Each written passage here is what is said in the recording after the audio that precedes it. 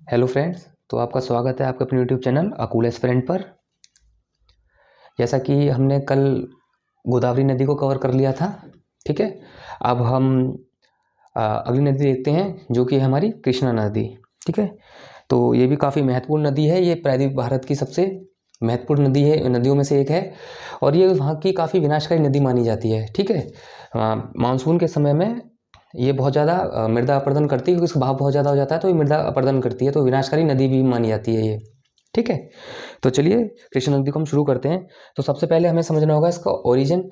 गोदावरी नदी की तरह कृष्णा नदी भी हमारी महाराष्ट्र के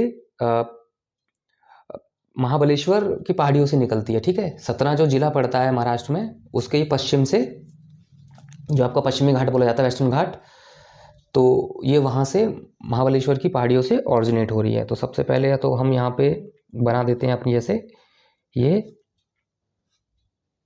महाबलेश्वर की पहाड़ियाँ, ठीक है ना। वेस्टर्न घाट का ही पार्ट है, बेसिकली वेस्टर्न घाट की बात हो रही है एक तरीके से, ठीक है। ये है हमारी महाबलेश्वर,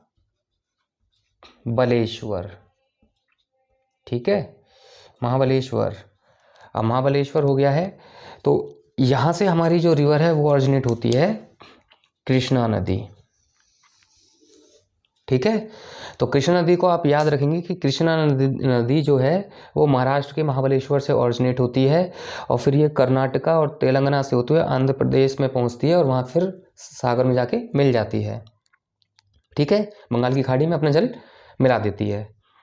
तो अब आगे हम इसमें देखते हैं, अब इसकी हम देखते हैं ट्रिब्यूटरीज को, सहायक नदियों को, ठीक है। तो सबसे पहले हम इसके इसके लेफ्ट साइड से आने वाली नदियों को देख लेते हैं। तो इसमें जो सबसे पहले हम एक इंपॉर्टेंट रिवर देखते हैं वो है हमारी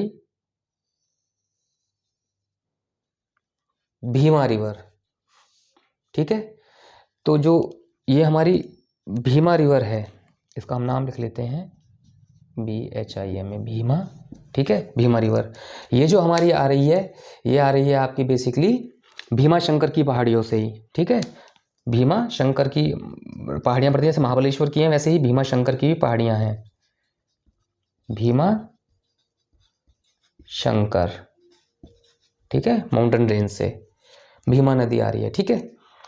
इसी भीमा नदी में एक नदी आके मिलती है जिस रिवर को हम बोलते हैं मूला मुत्ता, ठीक है, मूला मुत्ता। आपको याद होगा कल मैंने गोदावरी नदी की एक सहायक नदी बताई थी जो कि पुणे इसके से ही कहीं से ओरिजिनेट हो रही है, मूला रिवर। तो यही वो एक रिवर, वही रिवर इधर आके एक मुत्ता रिवर है, उस नदी में जाके मिल जाती है, और वो पूरा जल फिर भीमा नदी में आके मिल जाता है। इसलिए हम इसको ओवरऑल में बोल देते हैं मूला मुत्ता रिवर, मूला मुत्ता, ठीक है। मूला मुत्ता रिवर जो कि आपकी बेसिकली कहाँ से आ रही है, ये वेस्टर्न घाट का ही पार्ट है, बस मूला रिवर आपकी पुणे साइड से आ रही है, और मुत्ता रिवर आपकी वेस्टर्न घाट से कहीं से आ रही है, उसमें जाके मूला रिवर मिल जाती है, तो ये पूरी मूला मुत्ता बन जाती है, ठीक है। इसके बाद में एक रिवर आप और याद रखिए जो कि भीमा नदी में ही आके मिल जाती है, ये है आपकी कगना रिवर, कगना, ठीक है, कंगना नहीं है, इट्स कगना, ठीक। कगना रिवर जो आ रही है ये आपकी अनंतगिरी हिल से आ रही है, ठीक है,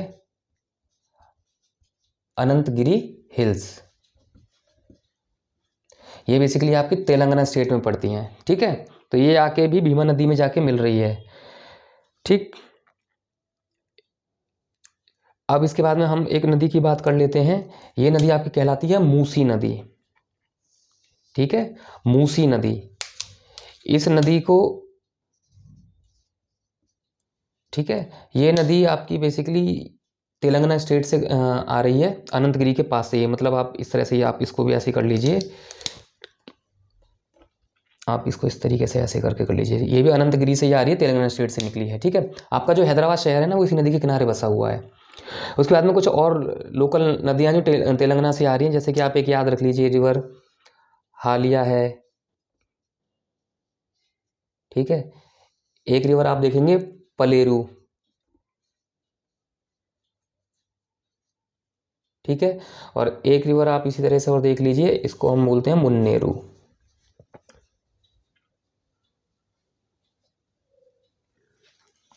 ठीक है।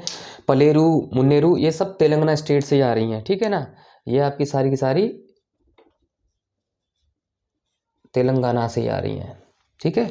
मूसी, हालिया, पलेरू, मुन्नेरू, न्यू रिवर्स और भी हैं, लेकिन हम कुछ ही को ही देख ले रहे हैं यहाँ पर, ठीक है। जो वैसे इंपॉर्टेंट है वो तो मैंने आपको बता दी हैं ऑलरेडी इसमें, ठीक है। तो ये इसके लेफ्ट साइड से आने वाली ट्रिब्यूटरी है कृष्णा नदी की। उसके बाद में फिर अब हम इसकी देखते हैं राइट साइड से आने वाली नदी। तो राइट साइड से एक नदी इसमें आके मिलती है, छोटी रिवर है, ज़्यादा बड़ी सहायक नदी नहीं है वो।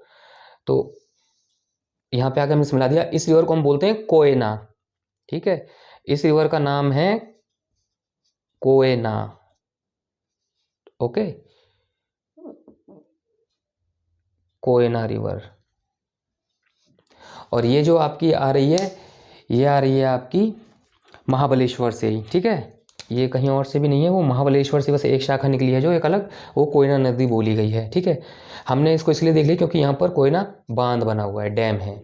इस प्रकार से मुन्नेरू पे भी एक डैम ही है, उसको मुन्नेरी एक्सटेंशन बोल देते हैं, ठीक है। ये जो आपकी मूसी नदी जो हैदराबाद यहाँ पे पड़ रहा है, इसके आगे यहाँ पे नागार्जुना डैम पड़ता है। इसके पीछे यहाँ पर आपका श्रीशैलम बांध पड़ता है, श्रीशैलम डैम पड़ता है, ठीक है। लेकिन मैंने जैसे को बताया कि अभी पहले आप नदियाँ याद कर लीजिए। देखिए जब नदियाँ याद हो जाती हैं तो आप कोई भी परियोजना, कोई भी डैम आप इजीली बता पाएंगे, ठीक है ना। इसलिए मैं फिलहाल अभी केवल फोकस कर रहा हूँ नदियों को याद करने में। आपको नदियाँ याद होंगी तो आप देखिए उनके शहर भी याद कर पाएंगे, कौन सी सिटी पड़ रही है इंपॉर्टेंट। जैसे मूला रिवर पे आपका पुणे आ गया था, मूसी नदी पे आपका हैदराबाद है ना। तो ये चीज़ें फिर आपको याद हो पाएंगी ईजिली। तो आप एक साथ सबको याद करने की कोशिश मत कीजिए, स्टेप बाय स्टेप एक एक चीज़ को याद कीजिए। पहले आप रिवर याद कर लीजिए, फिर रिवर एक बार आपको याद हो गई, उसके बाद में फिर आप चाहें तो कोई भी सिटी को आप देख सकते हैं, किसी भी आप प्रोजेक्ट को देख सकते हैं, ठीक है। तो ये कोयना रिवर हो गई। इसके बाद में एक दूसरी रिवर हम देखते हैं, ये है आपकी पंचगंगा, ठीक है। महाराष्ट्र से ही आ रही है बेसिकली, कोल्हापुर के पास से ही, सह्याद्री हिल से, ठीक है ना।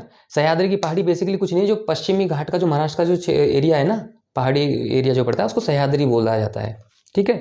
तो आप यहाँ पे लिखना चाहें तो आप लिख सकते हैं सह्याद्री, ठीक। इस रिवर का नाम है पंचगंगा।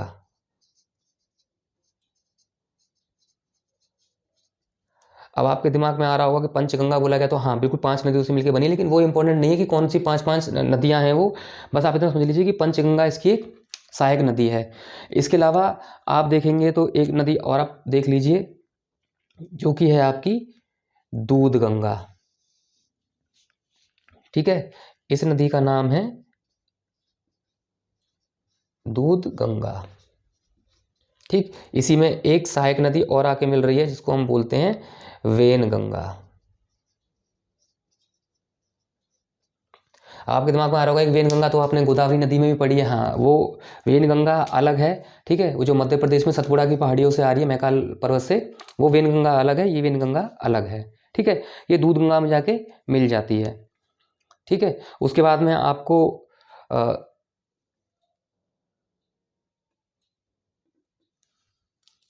इसको नामों को थोड़ा सा ऐसे करके लिख लेते हैं,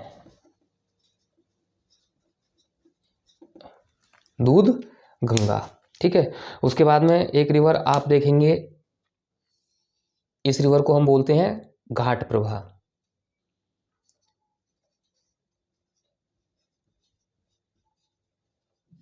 ठीक है। ऐसी एक रिवर और आएगी जिसको हम बोलते हैं मालप्रभा, ठीक है। ये सब जो आपकी नदियां आ रही हैं सारी की सारी, ये आपकी आ रही हैं वेस्टर्न घाट से बेसिकली, ठीक है। वेस्टर्न घाट यानी पश्चिमी घाट से नदियां आ रही हैं ये आपकी, मतलब ये पश्चिमी घाट से आ रही हैं, तो ये ऐसे करके ये ऐसे मुड़ रही हैं, इसका मतलब, ठीक है।